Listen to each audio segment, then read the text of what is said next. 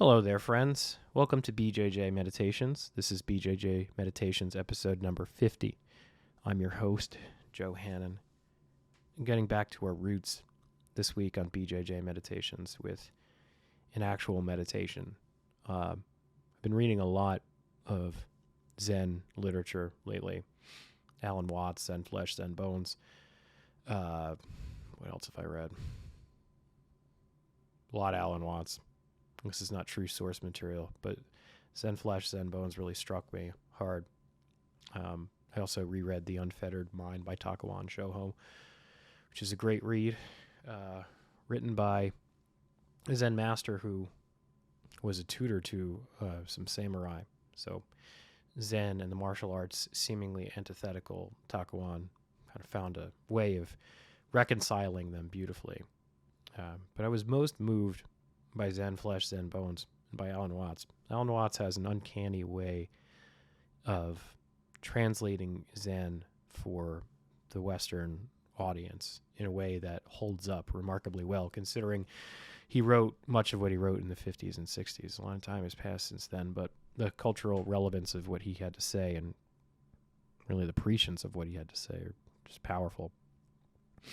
But anyway, I was so moved by what I was reading that I actually took a stab at writing my own Zen poetry, and that's going to be the basis of this meditation, which let's unpack that a little bit.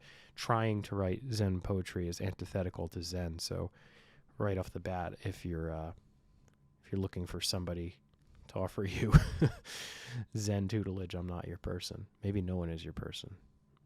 Something to think about. Anyway, here's this week's meditation. Snow falls on gray stone.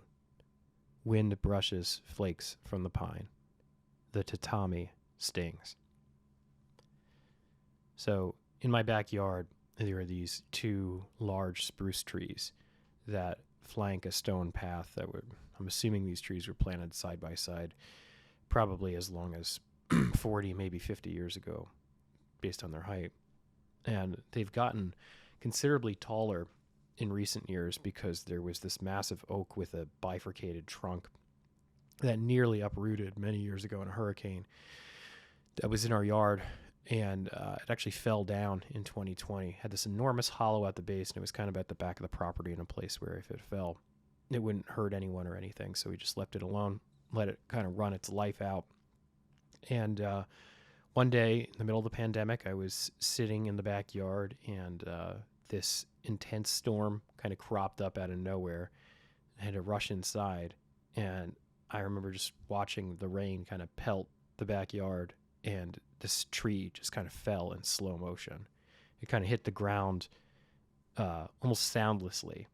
You know, whatever impact it made was drowned out by the rain. But the death of this tree opened up the overstory enough so these two spruces can thrive. And I've watched them grow 20 to 30% in the ensuing 4 years just because they have sunlight. And I've always kind of had an affinity for pine trees.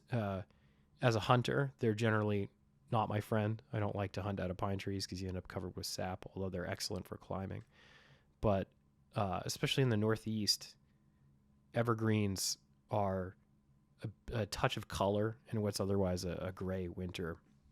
And on this particular winter morning, we had some snow, and I was watching the wind just kind of gently push the snow from the boughs of this tree that were kind of weighted heavily down by it. But pine trees are resilient, you know, owing to the amount of sap that they have. That's what keeps them flexible, so they can stand up to the weight of snow. And they stand through winter. They keep their color through winter. And yeah, I think that's a beautiful metaphor for the path of the grappler, the BJJ grappler. As you all know, this is a martial art unlike any other for many reasons, but one of the chief reasons is that it takes a long fucking time to get a black belt in this game. And then when you get a black belt, if you do it right, I think nothing really changes. And it's not, I think it's kind of trite to say that, oh, you just begin all over again. You know, this is like your forever belt. And, you know, I don't think that's true. You're not beginning all over again. But if you're approaching it right, the learning continues until you can't continue anymore. You fade with time. Obviously, you can't do Jiu Jitsu forever. At least I don't think anyone has been able to do it forever. But the idea is to stay in the game, to endure like that pine tree through winter, and that's kind of become a good visual metaphor for how my winter has been going. Generally, I should say historically, winter is it's a tough time of year for me. I'm very photosensitive in the sense that I'm highly Irish, so I get sunburned easily, but I really do feel the grayness of winter, emotionally, physically. It kind of just depletes me. And I get an immediate lift when I'm in like a sunnier climb in winter, which is, a reason why I'm looking forward to going to Miami for the Miami Open at the end of the week here. But it's generally like a challenging time of year for me. It always has been historically. But one of the bright spots for winter for me has always been snow. As a kid here in the Northeast, snow sometimes means you don't have school. But if nothing else, you have this blanket of white that just bounces the light around. So it brightens up what is a gray atmosphere in a beautiful way. And of course, climate change is a thing, and we have had fewer and fewer snowfalls here in the Northeast in recent years. So that kind of just makes winter into something like extended November, where it's just 40s, 50s, gray, raining frequently, no snow. It's also a time when I tend to get sick, and this is more in recent history. I feel like I didn't get sick much, and now I have a 2-year-old, and I just, this year, knock on wood, has been better than previous years, but I've been sick more in the past 2 years, I feel like, than I have been ever in my entire life. So of course, sickness would find me in the arguably most important part of my training camp. My wife came home last week from work early, wasn't feeling well, went to urgent care thinking she had a sinus infection. It turned out she had COVID. The next day, I wasn't feeling well. I've tested negative pretty much every day. I stopped testing yesterday. I stopped testing 2 days ago because I had 3 or 4 negative tests. Somehow I never got COVID despite feeling symptoms. I don't know what that's about. I suspect it might have something to do with the fact that before she tested positive, it was like a Wednesday, I trained in the afternoon, and that little bit of stimulus might have been enough to juice my innate immune system enough to attack whatever I had, whether it was COVID or some other virus, and to keep it in check enough that it wouldn't show up on one of the janky and somewhat unreliable at-home COVID tests. But never tested positive, missed some training, and that really fucked me up psychologically. Physically and empirically looking at my jiu-jitsu, I feel like missing those sessions is going to be negligible.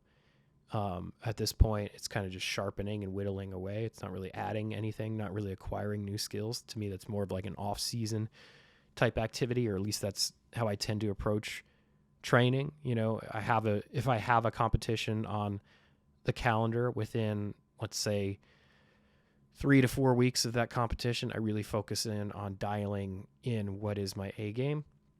And when I'm outside of that window, I focus on acquiring new skills and really healing from injury and building up strength and stamina and stuff like that. So here we are 2 weeks out. I'm sick. I don't know if I have COVID. I don't want to put my teammates at risk, so I can't train until I feel relatively convinced that I have tested negative. And yeah, it's been tough. This has been, I'd say, up until last week, this training camp was lovely. And it seems like the misery tends to, the training camp misery tends to be a smaller and smaller window, which to me tells me that I'm progressing in terms of habituating myself to life in the arena here. But, as I said in that poem, the tatami stinks. It always stinks, especially on a cold winter morning. When I first started this podcast, I was mostly training at 6 a.m. just because that was what my schedule would allow. That's what life with a small child would allow for me. And And those mornings where you get in, it's January, February, early March, and you step on that mat is cold. Underneath that mat is, I don't know, 10, 12 inches of concrete. Our school is in a warehouse. It's not particularly well insulated. And even though the heat is on 68, like those first few break falls on that mat, they always sting. And that's the nature of winter. But this approach to the Miami Open and this approach to the arena, as you might have gathered from the meditation and the onset of this, or the preamble of this episode, is really renewed a focus on meditation for me. And, you know, if you read the descriptors of this podcast on Spotify or Apple or wherever you're listening to, you'll see that it's kind of this exploration of the intersection of stoicism and peak performance, and how Jiu Jitsu can kind of help us understand these things a little bit better and help us improve our lives across domains. Not just, in other words, we're not just training Jiu Jitsu to be good at Jiu Jitsu. We're training Jiu Jitsu to be like better at the metagame of life, right? But and I've had like a pretty steady meditation practice, casual meditation practice, probably for the past like we'll call it 7 years. I've been pretty consistent, something mindfulness oriented. But I think that what Stoicism lacks is it gives too much agency, which is this is kind of crazy to say, but I think Stoicism gives too much agency to external stimuli, and it gives too much agency to the internal actor. In other words, like it differentiates between subjective and objective. And the thing that I think about like Zen that I think it gets right is it shows you that there really is no distinction to be had between those two things. Like experience is experience. You know, you experience these feelings, you experience these emotions, you experience these facts, whatever. Like all of these things are things that are arising in consciousness. And I'm not really explaining that well. This is something that I can kind of understand on paper, but it's harder to practice, and that's why people spend their lives trying to become Zen monks, I suppose. But I think that's kind of where Stoicism kind of teaches you how to reconcile. It's an active process, how to reconcile yourself with external stimuli. But there's still a really strong emphasis on like a sense of self. There is a thinker of the thoughts, right? There is a seer behind the eyes. And the flip side of that coin is Zen, which is like, no, there's just seeing, there's just breathing, there's just being. And I think the emphasis on the seer and the thinker in Stoicism prompts this grasping reflex, right? It causes us to like latch onto things and try and pin them down and try to understand them. And then once we can understand them and set them aside, we can move on from them. But the problem is that it doesn't always work. Certain things are kind of beyond our comprehension. Certain things just are. They're forces. They're like weather. We just kind of have to feel them and notice that they change. Notice that they move on. Hopefully we move on too. But all of this is to say that I've come to accept that all of the negative emotions that arise from me this time of year, especially as I'm preparing for this competition, are things that I just have to sit with.